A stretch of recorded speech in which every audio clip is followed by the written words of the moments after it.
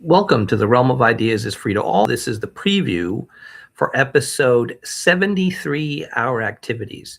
First thing I want to say right off the bat is thank you to Tease T, our new friend and colleague, and want to kind of show some of the things that we have here. They received these things. I think they're called tote bags. It's like I'm wearing one. It's kind of like a looks like a kind of portable marsupial pouch. There's the logo down there. So it's kind of like I can kind of walk around, see, kind of like, and have just like my little kangaroo friends can carry things with me. In fact, let's see what we have here today. We have, oh, there's Penguin. Hello, Penguin. There's Penguin. Okay. What else do we have? Because what happened was this week I was looking for my copy of Emerson's essay on nature because it was pertaining to this particular uh, episode, um, and I couldn't find it. So see if it's in here. No, it's like Freud's ego and the id. Let's see what else I got here. Got my notes. Okay.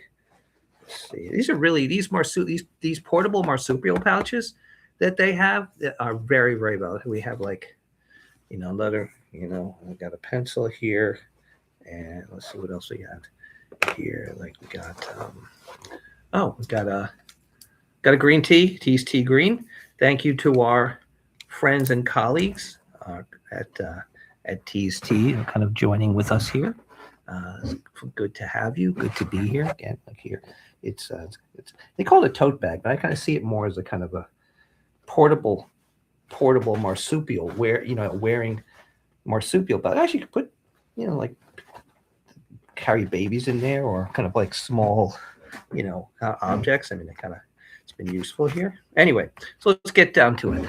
This is a series of ruminations we do once a week, and this is kind of where we are right now. This is unfortunately, let me say, so everyone can kind of go do other things of more importance.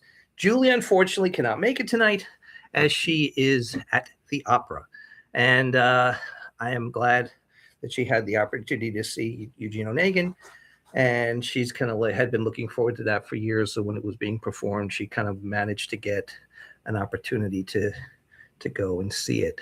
So anyway, again, so we will not see Julie tonight, unfortunately, but we will see her on Sunday, and I will look forward to her particular insights. So let me get to my notes here. So what I said is, our activities, what are they and where do they come from? Now, we've talked about the fact that in my understanding, this goes back to probably my work and my colleagues back in the 1980s, where I came to think of architecture as a verb. And then later on, as I kind of started to understand process, it made sense that that was the case also in the fact that it was more of a kind of participatory thing, and that architecture as a verb was more in the sense that, like, I had understood at that point, I would think I was saying, that architecture was simply that kind of persistence that we perform in relationship to the natural world.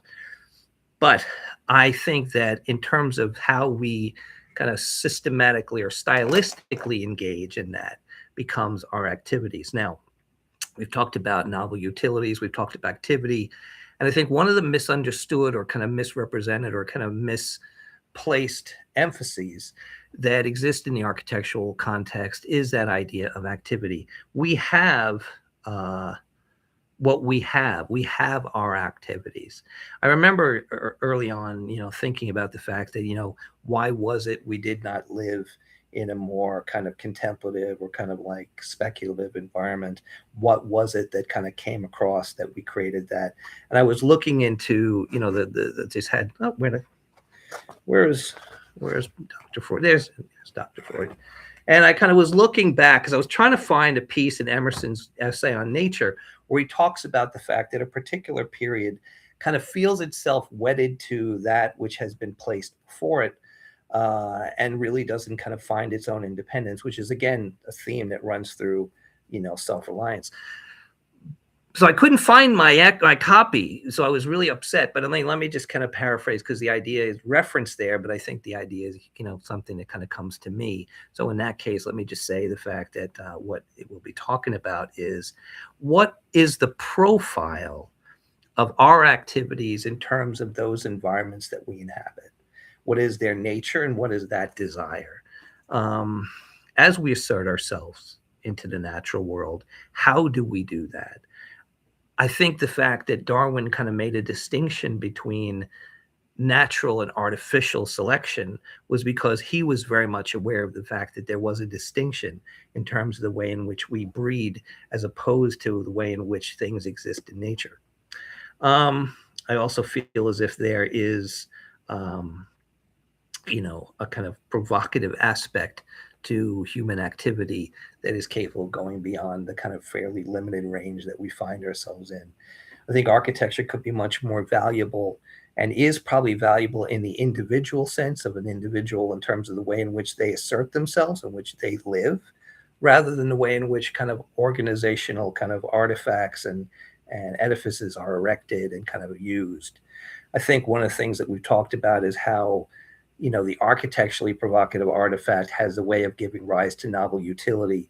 And that action basically comes in terms of the fact that I believe there is a desire for us to look to move beyond this boundary that we've established for ourselves. Um, that's kind of the basic picture that we'll be talking about. So that's kind of where I'm going to kind of leave it for now. I don't want to get too much into depth because I think you have the plan of the preview was to basically kind of lay out the broad strokes and then go into more detail on Sunday. Anyway, that's kind of been the case, and I think I want to just kind of leave it there. So, also, I want to, we've been gaining a lot of new friends. Really appreciate that. I mean, especially our new friends at Tees Tea. Thank you very much.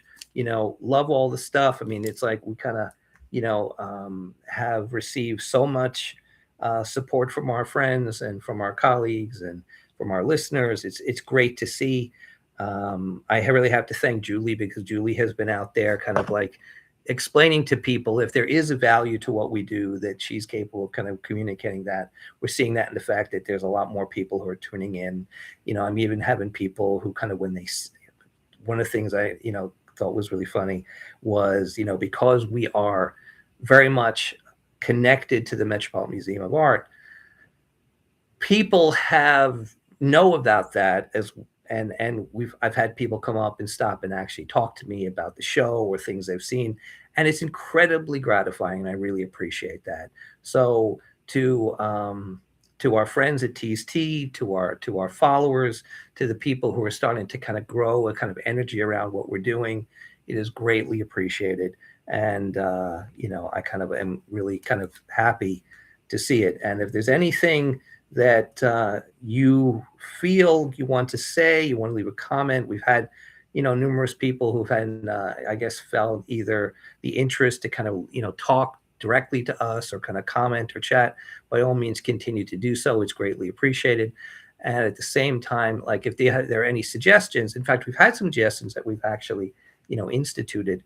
And in fact, I have to say it was one of our fans who actually kind of brought up the idea, for Julie to actually approach Tees Tea, and then we've seen how that's come to be the fact that we have their support, and that's greatly appreciated. So again, let's come in, view us, come and see us on early Sunday morning at 2:00. And for now, the realm of ideas is free to all, and it's the benefit of all for us to keep it that way. Thank you very much, and we'll see you Sunday. And as Julie would say, precisely.